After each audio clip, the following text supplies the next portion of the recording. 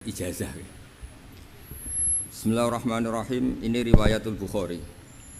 Haddatsana Abdullah bin Yusuf, haddatsana Les, haddatsana Sa'id al-Maqburi an-Nabi Hurairah radhiyallahu anhu qala an-nabiy sallallahu alaihi wasallam. Ma minal anbiya'i nabiyyun illa qad u'tiya minal ayat ma mithluhu amana alaihil bashar. Wa innama kana alladhi utituhu wahyan awhahu wa ilayya fa arju an akuna aktsarahum tabi'an yaumal qiyamah. Dados kita tahu semua nabi itu punya mukjizat. Ya, semua nabi itu punya apa? Mukjizat. Mukjizat itu hal yang luar biasa yang memastikan manusia itu tidak bisa menyainginya atau menandinginya. Dan rata-rata mukjizat nabi dulu itu fisik.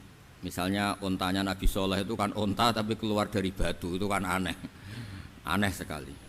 Atau tongkat Nabi Musa bisa simsalabim mengeringkan laut apa? Merah. Semua Nabi itu punya mukjizat dan semuanya berbentuk fisik. Kecuali mukjizatul Rasulullah Shallallahu Alaihi Wasallam itu berupa Al-Quran. Al-Quran itu konsep ilmiah. Terus kata Rasulullah Shallallahu Alaihi Wasallam, tapi saya karena Quran itu justru berharap pengikutku besar dan sampai hari kiamat. Sekarang kita logika ya. Andaikan kamu punya tongkatnya Nabi Musa, kalau kamu suka uang, kepikirannya dijual apa dipakai? Kalau kamu suka uang, dipakai. Kalau kamu ahli suudon itu pikirannya ndak, ini asli ndak. Karena yang melihat di Turki itu ya sebagian gitu. Kalau yang suka perdukunan itu bayangkan itu miliknya. Mungkin dipakai ngakali orang atau apa, pokoknya bayangkan itu miliknya. Kalau yang kolektor pikirannya itu nanti ini laku berapa. Tapi kalau peneliti mungkin pikirannya itu ini asli apa enggak? Bukti aslinya apa? Repot lah. Lagi pula kalau kamu punya utang terus mau apa? Istri kamu marah mau apa? Kalau pakai tongkat. Nah, beda dengan mukjizatnya Quran itu semuanya apa? Ilmiah. Orang yang sedang harmonis dengan istri bisa pakai ayat di antara ayat-ayat Allah itu apa? Wa ja'ala bainakum mawaddatan warahmah. Nanti kalau ditakdir cerai, saya tidak menyarankan cerai. Kalau ditakdir cerai, itu masih dimotivasi sama Allah wa iyyatafarraqa yughnillahu kullam min sa'ati. Jika suami istri itu cerai, jangan-jangan suaminya dapat istri lebih baik, istrinya nanti dapat suami lebih baik. Jadi yang masa lalunya dianggap prahara. Kan banyak orang suaminya meninggal ketika nikah lagi ditanya, kangen sama suami pertama, alhamdulillah ini lebih baik. Padahal suaminya yang meninggal itu berharap istrinya ini kangen, ternyata dia sudah syukur dapat suami yang lebih baik. Jadi Quran itu menunggui kita ila yaumil qiyamah. Kita tidak bunuh diri, itu ya barokahnya Quran. Karena problem apapun kita dinasihati sabar, dinasihati sabar. Kan nggak mungkin kamu pegang tongkatnya Nabi Musa, punya masalah apa saja ngelihat tongkat, bisa apa tongkat. Tapi kalau Quran kan nasihat, solusi. Makanya Nabi berharap dengan Quran ini, saya berharap pengaruh saya, pengikut saya terbanyak ila yaumil qiyamah. Terus beliau dikomentari begini sama, ini Fathul Bari, sarahnya Bukhari. Al-muradu anna mu'jizatil anbiya inqaradat binqiradi a'sorihim falam yusyahidha illa man hadaraha. Problem mukjizat nabi-nabi dulu itu kan fisik. Sehingga yang tahu kalau Nabi Soleh punya unta yang ajaib itu yang tahu ya hanya yang hadir saat itu. Yang tahu kalau tongkat Nabi Musa bertuah itu juga yang tahu hanya yang hadir saat itu. Selebihnya tahu tongkat ya di museum. Tapi kalau Quran menjadi solusi, menjadi panduan, menjadi pegangan itu ila yaumil qiyamah. Kita beri contoh ya Quran panduan yang paling gampang misalnya begini. Dulu ini cerita ya. Dulu itu ada orang kafir cerdas namanya Jubair bin Mut'im. Itu saking pinternya dia, pinter juga tokoh. Itu sebagai delegasi pembebasan Asra Badrin. Jadi tawanan-tawanan perang Badar itu mulai dulu ya ada negosiasi mau dibebaskan. Terus orang-orang kafir ini menugaskan namanya Jubair bin siapa? Mut'im. Ini ada di Bukhari. Karena ini ngaji di Jakarta. Kalau orang nggak tahu hadis juga tanya ini sahih ndak. Wong nggak tahu kok tanya itu aneh. Padahal kalau dibodoni itu ya nggak tahu. Tapi ya tetap tanya, hadisnya ini sahih enggak? Ini kata kiai apa kata nabi ini ya ribet. Memangnya kata nabi kamu dengar kan ya lewat kiai. Memang. Setelah itu Jubair itu datang ke Madinah. Dengerin ya, datang ke mana? Madinah. Kemudian dengar Nabi baca Wattur pas sholat maghrib. Jubair karena Nabi dulu gak ada hotel, gak ada pondok ya. Pondoknya Nabi hanya sufah itu. Nabi baca maghrib, bukan diskusi, bukan debat, baca Wattur wa kitabim mastur fi raqim mansur wal baitil ma'mur was saqfil marfu wal bakhril masjur terus. Kemudian sampai pada titik ayat am khuliqu min ghairi syai'in.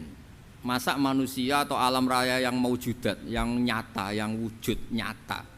Kemudian asal usulnya itu ketiadaan. Ini kan hadhil alam maujud, alam ini kan nyata. Masa sesuatu yang nyata penciptanya itu tidak nyata. Jadi enggak mungkin ada faham nihilisme. Kalau faham nihilisme berarti melahirkan teori begini.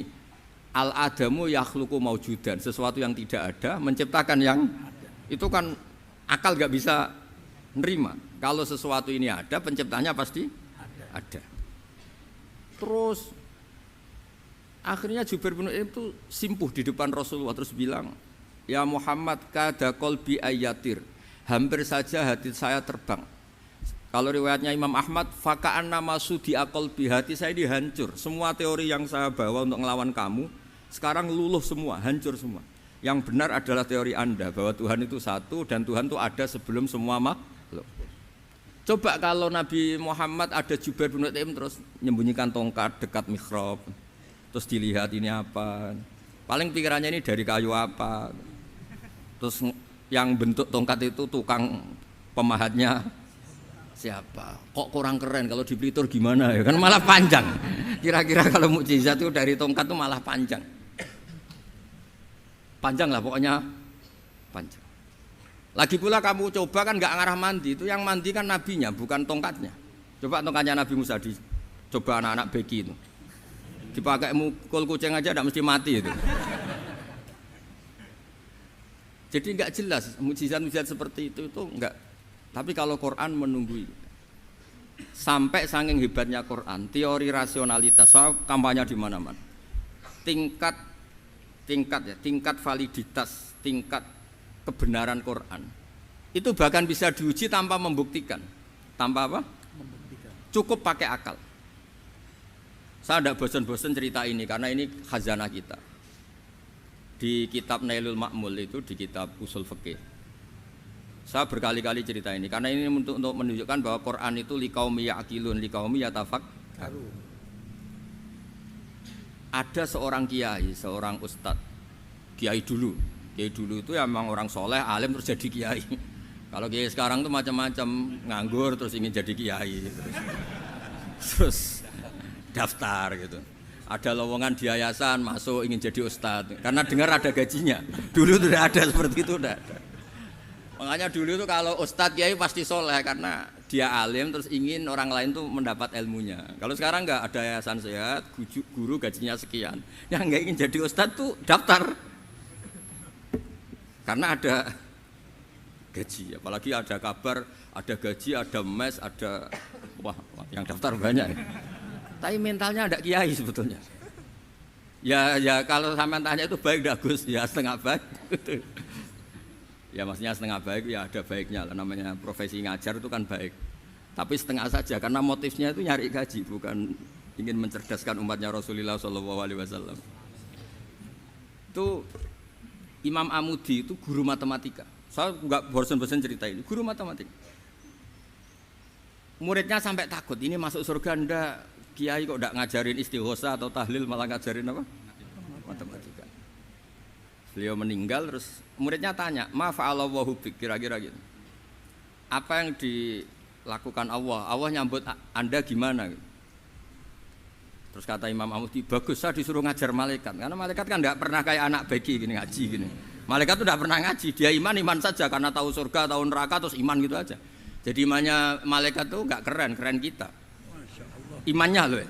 Loh itu yang ngendikan Nabi loh, tidak saya. Nabi pernah tanya sama sahabat, iman yang paling keren siapa? Jawabannya sahabat malaikat.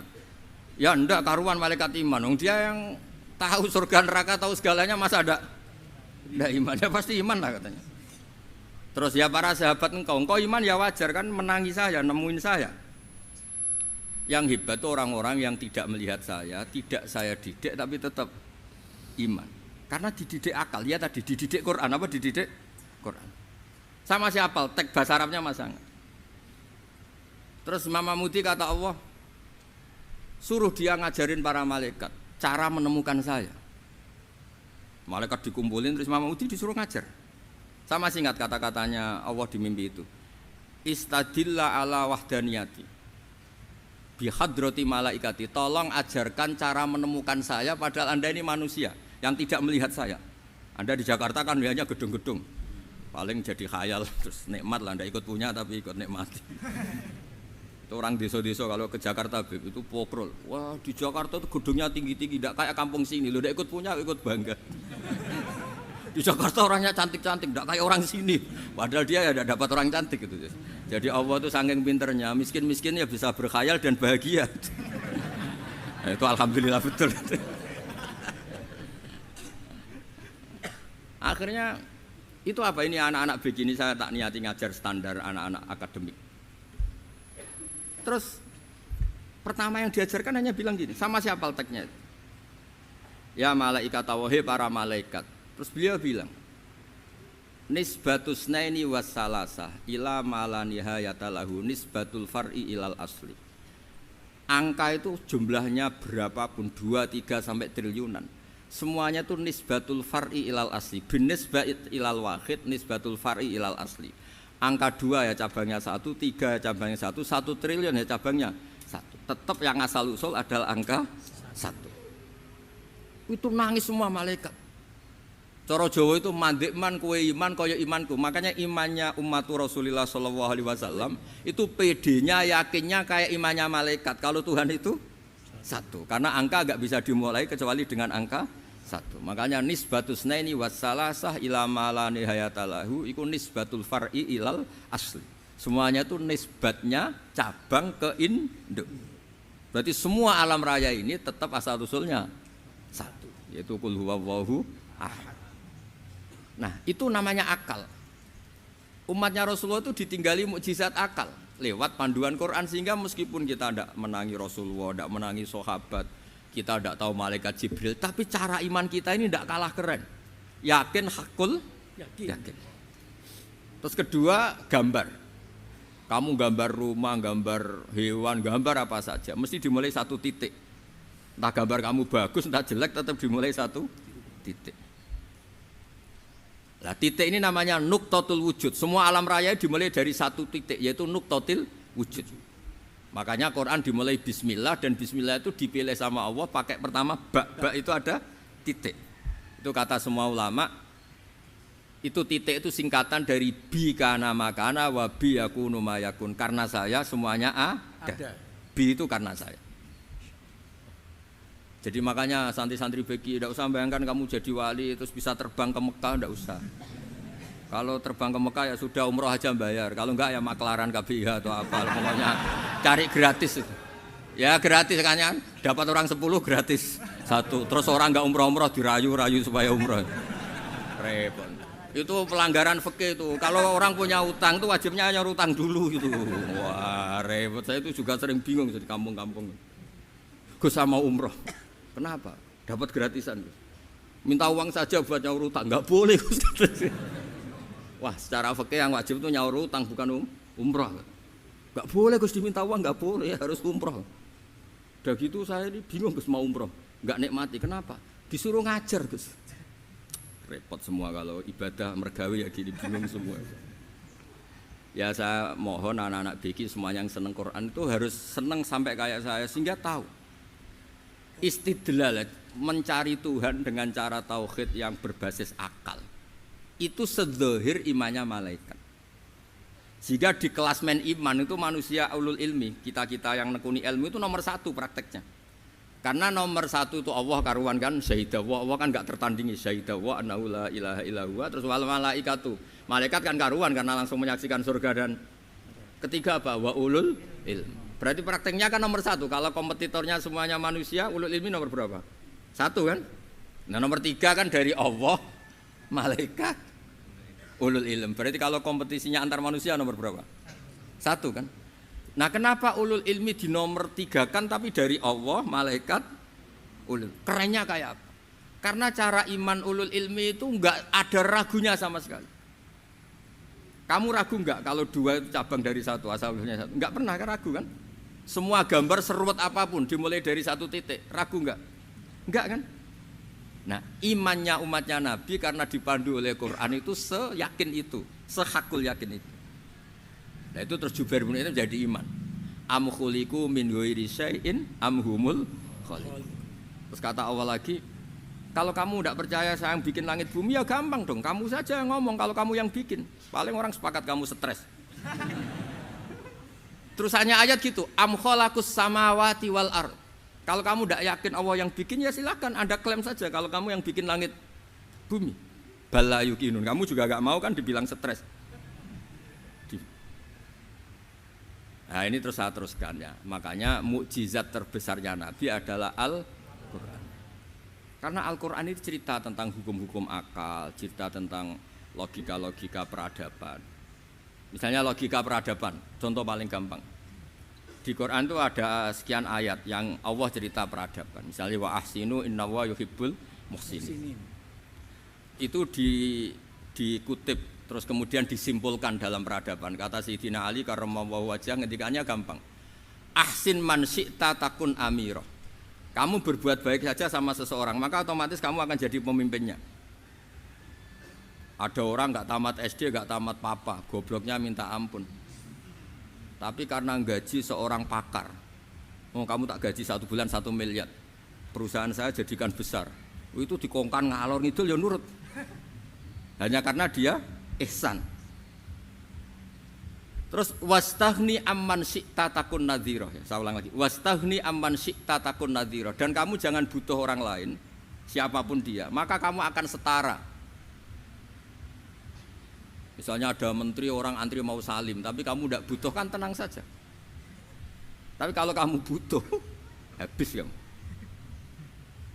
Ya kan, kamu tidak butuh seseorang maka kamu posisinya akan setara. Kamu harus sopan karena punya utang jasa. Kalau nggak punya apa-apa kan setara. Ya enggak. Misalnya kamu jajar rektor atau jajar menteri, jajar apa saja. Kalau kamu tidak punya utang kan, kamu jajar menteri tidak punya utang, sama jajar satpam tapi punya utang, takut mana?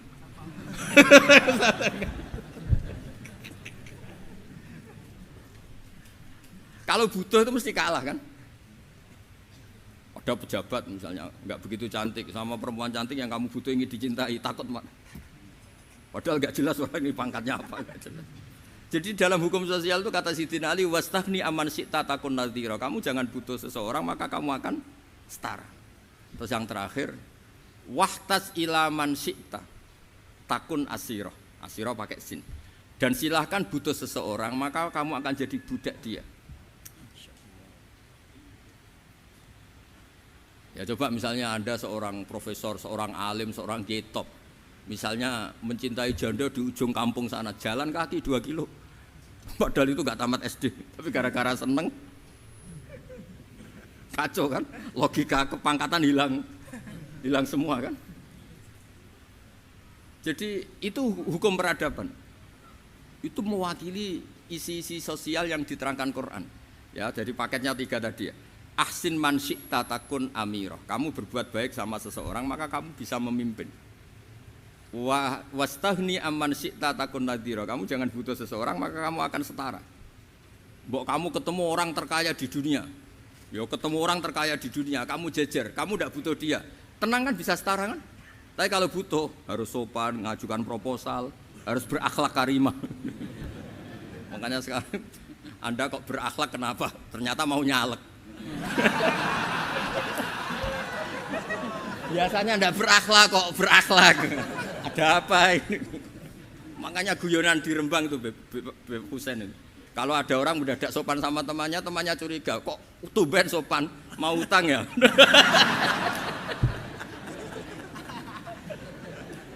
Zaman akhir itu kacau.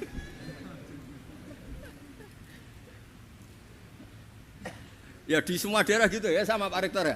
Kalau ada teman biasanya nggak sopan kok sopan, itu temannya curiga.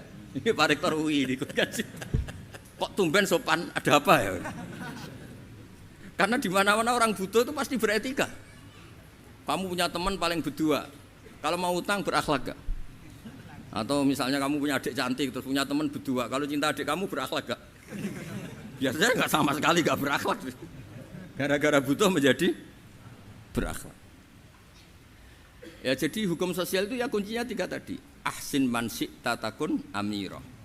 Wastaghni amman syi'ta takun nazira. Terus wahtas ila man syi'ta takun asira. Kalau kamu butuh seseorang pasti kamu dibikin hina. Asir itu tawanan. Nah, Quran itu bicara sosial itu lengkap. Dan itu yang nunggui kita. Kita punya tetangga yang kurang baik, ya seneng. Punya tetangga baik, ya seneng. Kata Imam Syafi'i, saya berkali-kali cerita. Kok seneng semua Imam Syafi'i? Ya bagus lah, kalau yang seneng saya enak lah. Dijak jagongan, dijak ngopi enak. Yang enggak seneng saya, gak ngarah utang. Uang itu nak, kamu punya tetangga gak seneng kamu. Aman kan? Aman. Gak akan pinjem uang kan, pinjem mobil. Wong gak seneng kok. Makanya Imam Syafi'i itu kalau ngedikan luar Syafi'i, diceritain orang, ya Aba Abdillah bagiannya, ya Aba Abdillah orang itu gak seneng kau, bagus lah. Loh kenapa bagus? Waman asa'a ilaika faqad atlaqaka. Orang yang gak seneng kamu maka membebaskan kamu. Gak akan pinjam uang, pinjam mobil, gak akan ganggu waktu kamu, kan gak seneng. Justru yang seneng-senengi masalah pinjam terus. Imam Syafi'i itu orang yang anggap dunia itu selesai. Ada yang cerita, ya Aba Abdillah, orang yang tadi cium tangan engkau, yang hormat engkau, di luar maki-maki engkau, ngerasain engkau, ngata-ngatain engkau. Ya bagus lah. Kok bagus gimana? Berarti saya wibawa, depan saya tidak berani. Berarti saya wibawa, di depan saya tidak berani.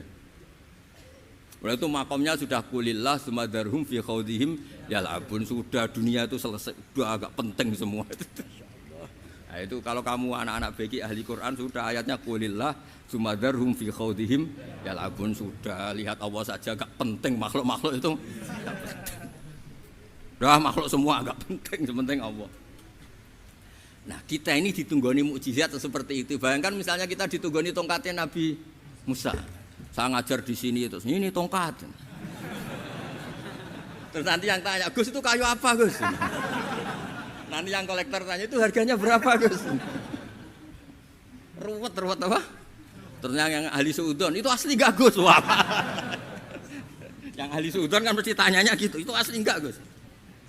Repot-repot pokoknya. Tapi kalau Quran kan jelas, kenapa? Jelas. Ya terus saya teruskan. Fala yamurru terus al murad anna mu'jizatil anbiya in qaradat binqidari aqsam satu wa mu'jizatul Quran mustamirratun ila yaumil qiyamah wa kharquhu lil adat fi uslubihi wa balaghatihi wa ikhbarihi bil mawhibat. Terus kata ini yang ngarang Fathul Bari sarahnya Imam Bukhari.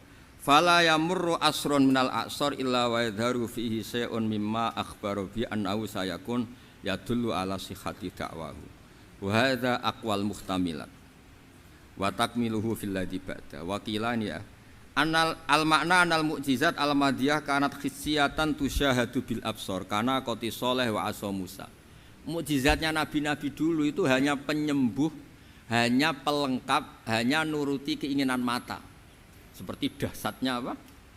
Laut Merah di sebelah apa dipukul sama tongkatnya Nabi siapa? Itu semuanya itu hanya memanjakan mata. Urusan mata. Terus wow itu. Tapi kalau mukjizatnya Nabi Muhammad itu berdasar akal. Maksudnya berdasar akal nih dengerin ya. Dengerin betul. Ketika Laut Merah terus tersibak kan wow itu keren kan? Terus kita bilang menyimpulkan, wah kita tidak akan mampu. Itu bodoh sekali kesimpulan kita tidak akan mampu. Meskipun bikin nyamuk Anda juga tidak mampu. Loh untuk memutuskan tidak mampu saja kok sampai pertunjukan seperti itu tuh laopo, cek goblok gitu. Nah kalau kita karena umat yang pinter untuk memaksa kita nggak mampu, Allah bilang innallaha la yastahi ayadriba mathalam ma ba'ud. Kita melihat nyamuk langsung berkesimpulan tidak mampu. Saya berkali-kali cerita nyamuk itu sudah kecil, masih punya urat. Uratnya kayak apa? Masih punya kuman, kumannya seberapa? Ya enggak? Nyamuk itu kecil, punya organ tubuh. Organ tubuhnya punya urat. Itu kalau kamu pinter, antara tongkatnya Nabi Musa menyibak Laut Merah sama nyamuk itu sama-sama berkesimpulan melahirkan satu faham bahwa kita tidak loh, untuk memaksa tidak mampu saja kok nunjuk pertunjukan ada onta keluar dari batu Nakotu Soleh, ada tongkat yang bisa mengeringkan Laut Merah. Cik goblok ya. Lah kita alhamdulillah ada jenis goblok yang seperti ini. Untuk ikrar bahwa Allah itu hebat ala kulli syai'in, cukup lihat nyamuk, kagum kan? Sudah tidak usah bikin hidup. Saya berkali-kali mencontohkan. Para pemahat tak suruh bikin patung gajah itu mampu. Tak suruh bikin patung nyamuk kalau bisa. Nyari materi dari apa coba? Gampang mana bikin patung gajah sampai patung nyamuk? Gajah, makanya Allah bikinnya contoh itu untuk ijaz itu pakai nyamuk bukan pakai gajah. Itu kalau ustadz-ustadz yang agak jorok malah contohnya nyamuk Gus. Itu kecil. Itu kayak apa? Di dalamnya dia hamil. Itu anaknya kecil lagi, telurnya kecil lagi, itu gimana itu cara bikin ini? Makanya di sini ada kitab Itqan, itu komentarnya itu lucu. Ini kitab Al-Itqan karangannya Imam Suyuti. Ini persis komentar saya tadi yang kata Imam Suyuti, pengarang kitab Itqan. Wa ya imma khissiyah wa imma aqliyah. Jadi mukjizat itu ada yang fisik, bisa dilihat indra, panca indra, bisa dilihat akal. Wa aktsaru mu'jizati Bani Israil kanat khissiyah li baladatihim. Bilada itu goblok, wakil lati basairihim. Dasar wong goblok. Mukjizat kok ngenteni sing wow. Maksudnya dasar wong untuk ngakui Allah hebat saja kok nunggu hal-hal yang seperti itu gitu. Paham gitu? Mergo likil lati napa aklihim. Wa aksaru mu'jizati hadil ummah aqliyatun li farati dzakaihim wa kamali afwahihim. Dan mukjizatnya umat ini semuanya berdasar akal karena sudah cerdas. Jadi andaikan kita melihat tongkatnya Nabi Musa menyibak Laut Merah dengan melihat nyamuk, kesimpulan kita sama-sama wow, sama-sama keren, sama-sama memastikan kita tidak mampu. Makanya terus Quran menerangkan kita wa ma min dabatin fil ardi wala ta'iri yatiru bi janahihi illa umamun amsalukum. Jadi keseharian kita lihat burung kok terbang. Itu sudah ayatun min ayatillah. Paham nggih? Dados niki kudu bangga ditunggoni napa Quran, nggih ditunggoni napa Quran. Wa mu'jizatul Quran tusyahadu bil basirah fayakunu mayatabi'u li ajlihi aksar. Terus li annal ladzi yusyahadu bi ainir ra'si yang qaridu bingkiradi musyahidi. Sesuatu yang tampilan dahsyatnya itu disaksikan mata, maka itu bisa habis. Era tongkat Nabi Musa seperti itu habis enggak? Bisa mengeringkan Laut Merah, habis kan? Tapi era mukjizatnya Quran ila yaumil qiyamah. Ya contoh sosial, saya kembali lagi ke sosial. Kamu punya teman awet atau punya istri awet, itu konsepnya ya wal kadhiminal ghaidh, agak gampang tersinggung. Coba kalau kamu setiap tersinggung putus, setiap tersinggung habis, kamu tidak punya teman, tidak punya istri. Sampai kita awet seperti ini, kalau kecewa ya wal kadhiminal ghaidh, ngempet. Termasuk saya ini biasanya ngaji khusus terus baca gini ya kecewa. Tapi barokahnya diwarai Quran wal kadhiminal ghaidh, ngempet Gus, ngempet. Terus kecewa sama teman, kenapa tidak putus? Karena wal afina aninna, sudah kalau kecewa maafkan. Coba kalau kita kecewa presiden demo, kecewa menteri demo, kecewa orang tua minggat, ya kalau dicari, kalau tidak kan malu. Saya itu punya teman tak tanya, kecewa Gus sama bapak itu, kenapa tidak minggat? Malu. Kenapa malu? Takut gak dicari. Itu orang tuh paling malu itu kalau keluar dari rumah nggak di. Saya punya teman lagi, saya ini takut mati Gus. Kenapa? Takut istri saya tidak nangis Gus. Itu kematian terburuk itu kalau sudah mati, tahu istrinya tidak nangis. Oh, itu malu betul itu. Makanya jangan mati. Pokoknya pastikan orang sekeliling Anda nangis itu baru berani mati. Kalau tidak jangan. Ya jadi mukjizatnya Nabi itu luar biasa. Walladzi yusyahadu bi'ainil aqli bakin yusyahiduhu kullu man jaa ba'dal awali mustamirran. sesuatu ilmiah, sesuatu agama atau apa saja yang logis itu akan abadi ila yaumil. Kayak tadi, ketika kita kecil diajari apa? Wujud, qidam, baqa, mukhalafatul hawadisi, qiyamuhu binafsihi, wahdaniyat, qudrat, iradah. Itu ila yaumil qiyamah. Karena kita pasti punya logika tadi. Masa alam raya yang maujud didahului ketiadaan. Kemudian ketiadaan ini kita rumuskan, ketiadaan inilah yang bikin alam raya. Di mana-mana nihilisme, ketiadaan ya layu asfiru say'an, namanya tiada ya tidak punya akibat apapun.